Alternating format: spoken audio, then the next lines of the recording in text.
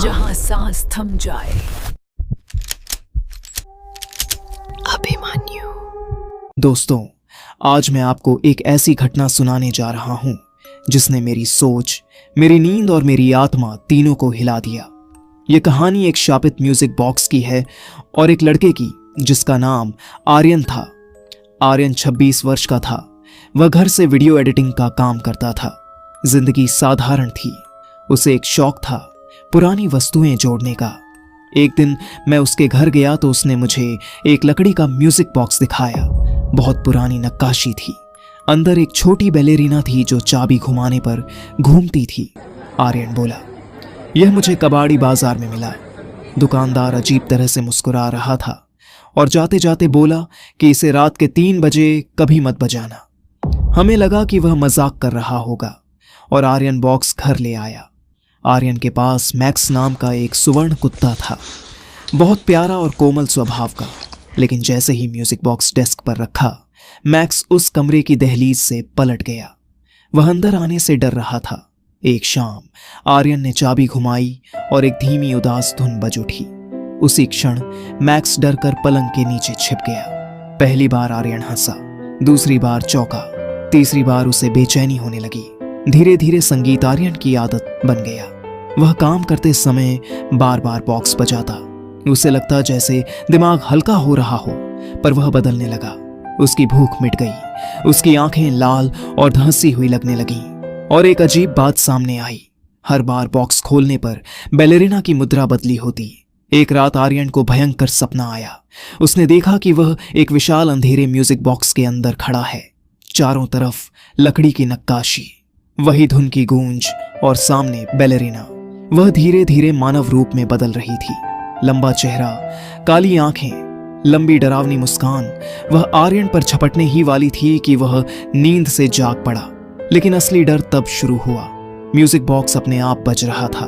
आर्यन ने चाबी को छुआ तक नहीं था। मैक्स दहाड़ जैसी आहट करता हुआ बॉक्स पर झपा और पूरा मेज हिल गया। उस क्षण जैसे किसी अंधेरी शक्ति ने आर्यन पर कब्जा कर लिया। वह गुस्से में मैक्स को लात मारकर कमरे से बाहर फेंक देता है। सुबह आर्यन ने घर भर ढूंढा। मैक्स कहीं नहीं मिला। बस एक वस्तु मिली, उसका कॉलर, और उस पर ताजा लहू लगा था। आर्यन का शरीर कांप उठा। उसने बॉक्स तुरंत खोला और अंदर बैलेरिना के मुंह में एक मांस का टुकड़ा दबा हुआ था, जैसा किसी ने जबरदस्ती अंदर ठूंसा हो। आर्यन चीख पड़ा। उसने हथौड़ा उठाया और बॉक्स को टुकड़े टुकड़े कर दिया, फिर सब टुकड़ों को बाहर फेंक दिया। उसने सोचा सब समाप्त हो गया। लेकिन रात को जब आर्यन ने आंखें बंद की तो वह धुन फिर से सुनाई दी। इस बार धुन कमरे में नहीं बज रही थी, वह उसके कानों के अंदर बज रही थी। उसके मस्तिष्क के अंदर से आर्यन डरकर आईने के सामने खड़ा हो गया और उसने देखा कि उसकी परछाई उसी को घूर रही है और मुस्कुरा रही है, वही लंबी ठंडी बैलेरिना जैसी मुस्कान। अगली सुबह पुलिस और पड़ोसी ने दरवाजा तोड़कर प्रवेश किया। आर्यन अपनी कुर्सी पर सीधा बैठा था। आर्यन मर चुका था। उसके चेहरे पर वही डरावनी मुस्कान जम चुकी थी और मेज पर वही म्यूजिक बॉक्स रखा था जो रात में तोड़ा गया था, पर अब वह बिल्कुल नया सा चमकता हुआ था और धीमी उदास धुन बजा रहा था। पुलिस उस बॉक्स को सबूत के रूप में एविडेंस रूम में ले गई। रात को एक महिला पुलिस कर्मचारी को अंदर से धुन सुनाई दी। वह डर कर कंटेनर के पास पहुंची। बॉक्स अपने आप घूम रहा था। बैलेरिना की मुद्रा पल पल बदल रही थी। आईने में ऑफिसर की प्रतिकृति बैलेरिना की तरह मुस्कुरा रही थी। वह घबरा कर बॉक्स को तोड़ने का प्रयास करती है। तभी पूरे थाने की बत्तियां एक साथ फट जाती हैं। ऑफिसर जमीन पर गिर पड़ती है। उसका चेहरा बैलेरिना की तरह टेढ़ी मुद्रा में जम जाता है और जब दूसरे लोग आते हैं तो कंटेनर खाली होता है। म्यूजिक बॉक्स गायब होता है।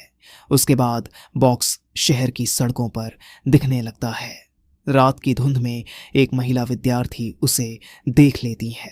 वह झुककर उसे उठाने ही वाली होती है कि एवेलिना का भूतिया रूप उसके पीछे से प्रकट होता है। महिला धुंध में खींच ली जाती है। बस उसकी एक बाली बचती है। अगले दिन बॉक्स एक पॉन शॉप में दिखाई देता है। एक आदमी उसे खरीद लेता है। दुकानदार अजीब राहत में दिखता है। शाम को आदमी उसे अपने घर की शेल्फ पर रख देता है। बॉक्स धीरे से खुल जाता है। अंदर बैलेरिना की आंखें पूरी काली होती हैं और उसके चेहरे पर एक डरावनी मुस्कान होती है।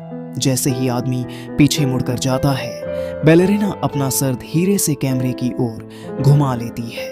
कहानी यहाँ समाप्त नहीं होती, यह तो सिर्फ प्रारंभ है। शाप अब एक नए घर में प्रवेश कर चुका है। नई कहानी हर सैटरडे रात 10 बजे।